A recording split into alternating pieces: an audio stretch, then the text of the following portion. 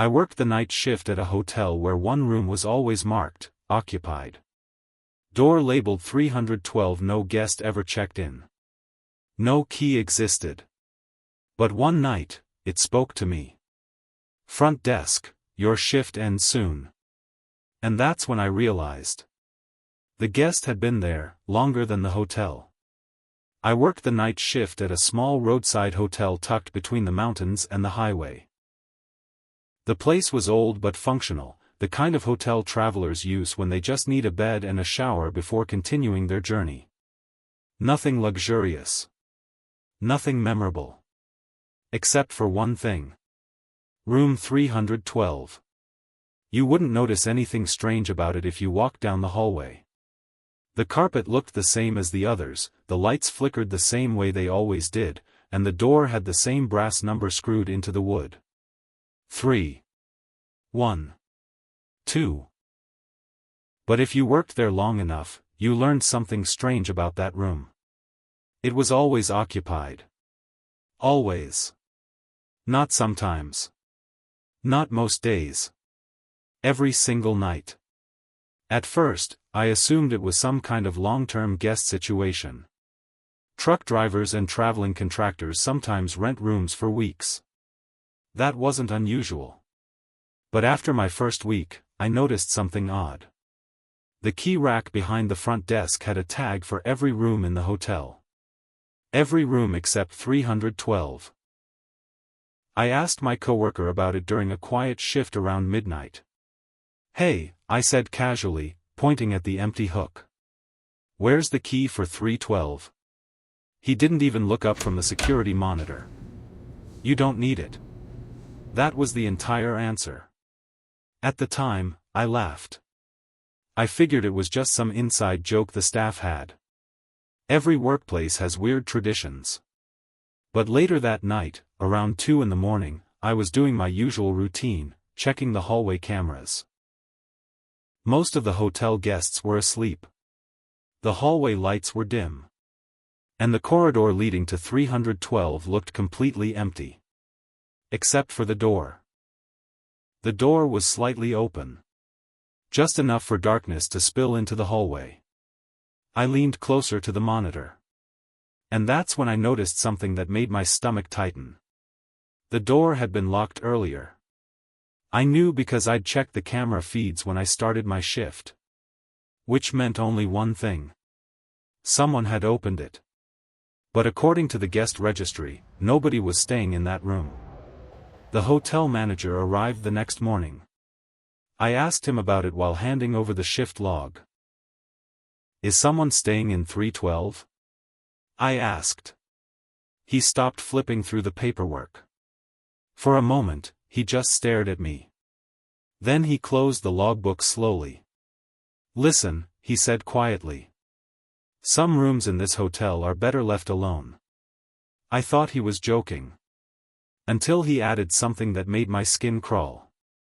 "That room has been occupied longer than this hotel has been open." At the time, I assumed he meant the reservation system had a glitch. Now I know he meant something else.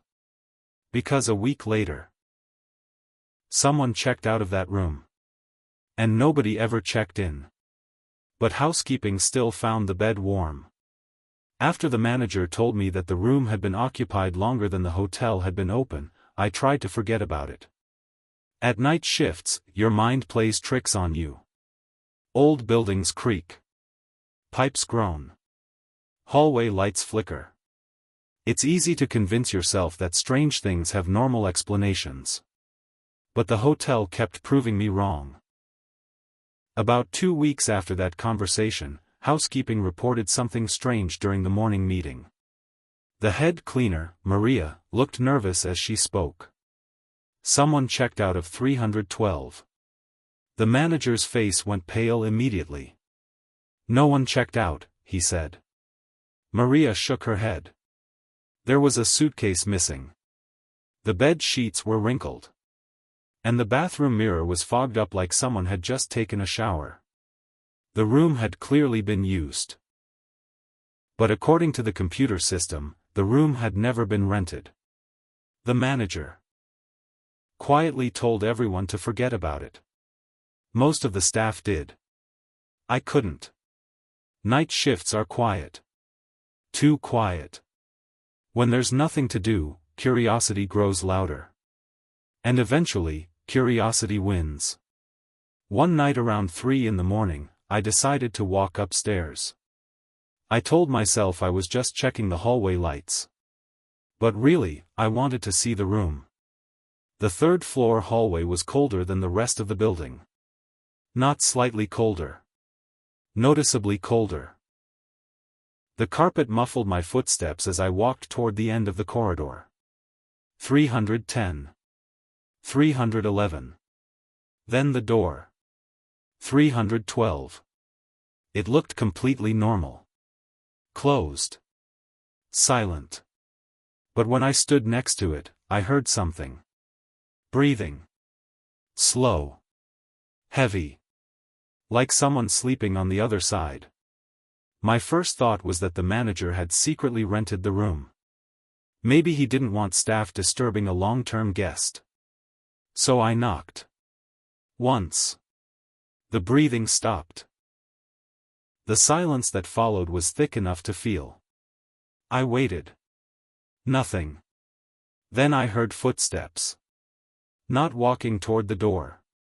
Walking away. Deeper into the room. But something didn't make sense. Every room in the hotel had the same layout. And 312 was small. There was nowhere far enough inside for footsteps to keep moving like that. Yet the sound continued. Step. Step. Step. As if the room were much larger than it should have been. My heart was pounding now. I leaned closer to the door. And that's when I heard a voice. Very quiet. Right against the other side. Front desk. My blood ran cold. Because I hadn't said where I worked. Then the voice whispered something else. Something that made me step back immediately. Your shift ends soon. I stood frozen in the hallway. The door slowly creaked open by itself. Just a few inches. Inside the room, the lights were off. But I could see the outline of someone sitting on the bed. Watching the door. Watching me. And I realized something that made me leave the hallway without looking back. The guest registry wasn't wrong. The room really was occupied. But not by someone who had checked in. The next morning I told the manager everything. He didn't look surprised. He just sighed and said something I'll never forget. Every hotel has guests. Then he looked toward the hallway. But some guests arrive before the building does. I quit that job 2 days later. But sometimes, when I drive past that highway at night, I still see the hotel sign glowing in the distance. And I always wonder the same thing. If the room is still occupied. Or if one day, the guest decides to check out again.